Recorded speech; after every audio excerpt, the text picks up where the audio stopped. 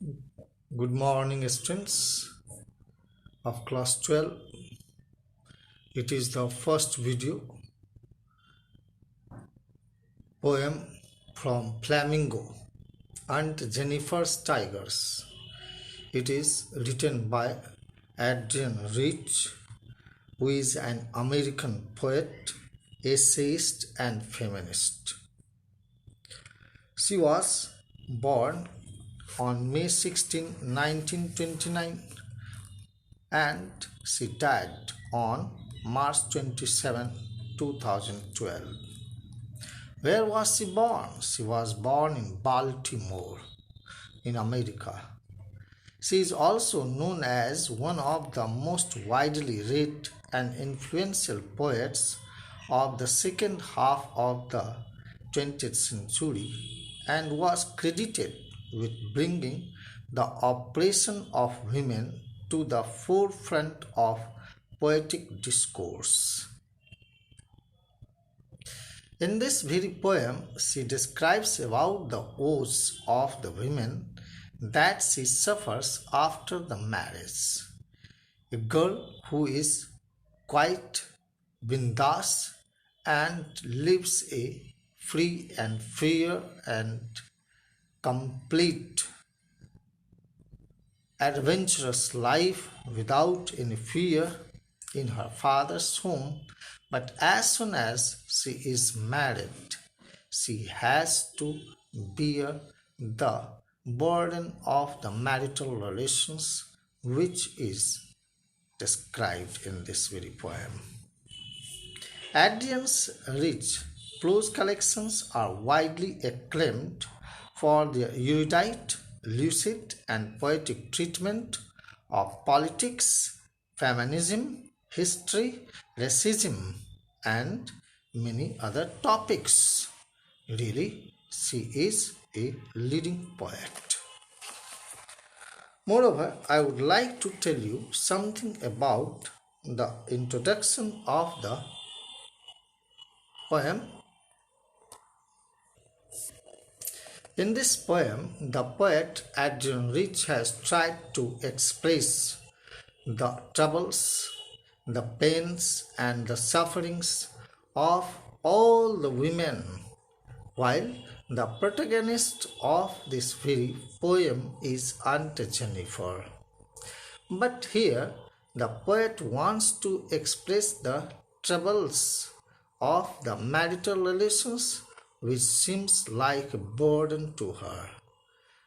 She just makes an panel in which she embroiders the tiger, but her hands, her physical condition has so much deteriorated that she is unable to even draw the thread, and she is unable to pull the needle. It is her eyesight has become weak. Her hands, her body seems very poor and ugly and weak. In the first stanza, the poet introduces us to Aunt Jennifer's dreams. Means every girl has a dream that how she would live after the marriage. In the second stanza, what does happen?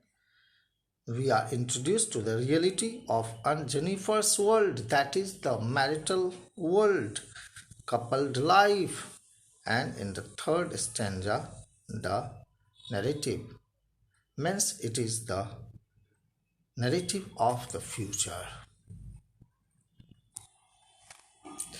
The theme of the poem, Aunt Jennifer is portrayed as nervous and fearful housewife lacking inner conviction. Unlike the tigers she creates, Jennifer is domesticated and mastered by her husband.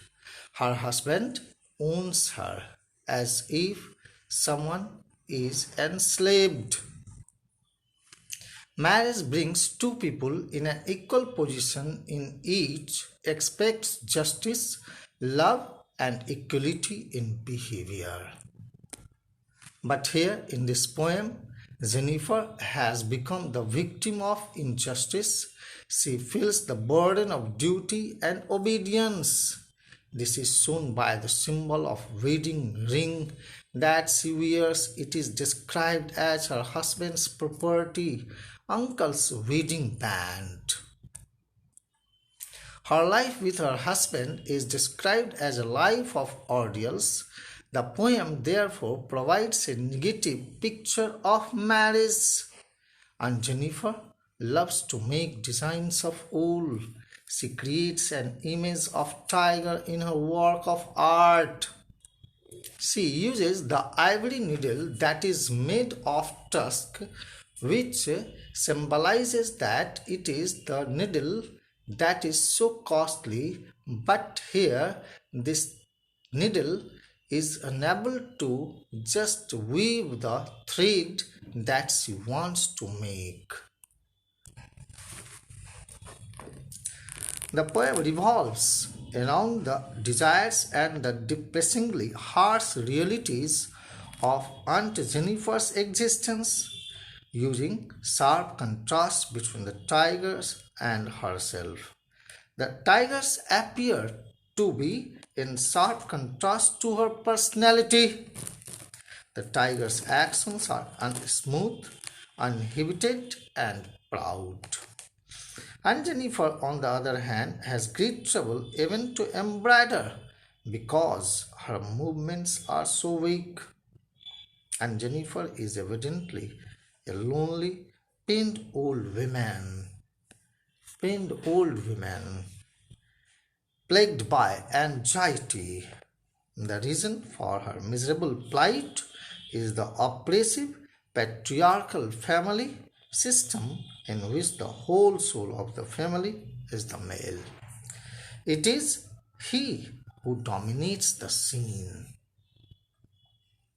It is her husband who dominates her. Means all the patriarchal societies that exist on the earth just dominate the women, and they really make the women just completely shut up their mouth, and she creates an alternative world of freedom in which she wants to weave that when aunt is dead, her terrified hands will be not free. She will live a very miserable life. She is dead, though her hands are still not straight. See, it has become twisted and torn. This is the picture. Here, I would like to tell you some of the poetic devices. Alliteration is used in this poem at several places that you must understand. Fingers fluttering. Fingers fluttering. It is an example of alliteration. Prancing proud. Here the word pp is repeatedly used, and so it is what? Alliteration. Chivalric certainty. Chivalric certainty. That is also alliteration. Weight of wedding band. Weight of wedding band is also WW, and so it is what? Alliteration. Here, metaphor is also used, that is ringed with ordeals, means even death would not fall her. It is a symbol of oppression. Oppression. Transferred epithet. What is that? Terrified fingers. Here terrified is what? Adjective, fingers now. So here what kind of fingers? She has got terrified fingers. The imagery used in this very poem is Aunt Jennifer's tigers prance across a screen. What does it mean? Moreover, bright topaz, denizens of a world of green. It says that it is portraying an idealistic, dreamlike world where nothing can go wrong. everything would be quite healthy. When the word screen is shown, readers' minds jump to the relaxing hobby of needlework, where no one is rushed and where they can use their imagination. The word tigers, prance, bright topaz denizens, and a world of green are supported by bright, colorful images of exotic animals that are tigers. They are moving gracefully among the colors of green and topaz. So, from these words, people can feel as if they are right there standing in this peaceful scene. And Jennifer's fingers fluttering through her wool find even the ivory needle hard to pull. Here, Adrian Rich uses the words fingers fluttering to make Aunt Jennifer's work appear graceful, delicate, and light, as fluttering holds the connotation of birds, wings, and feathers, both extremely light and carefree. Here you can see how she just expresses the fluttering holds birds' wings and feathers, both extremely light and carefree. Here, these are the things that are described. I think you could have liked this video. Thank you, children.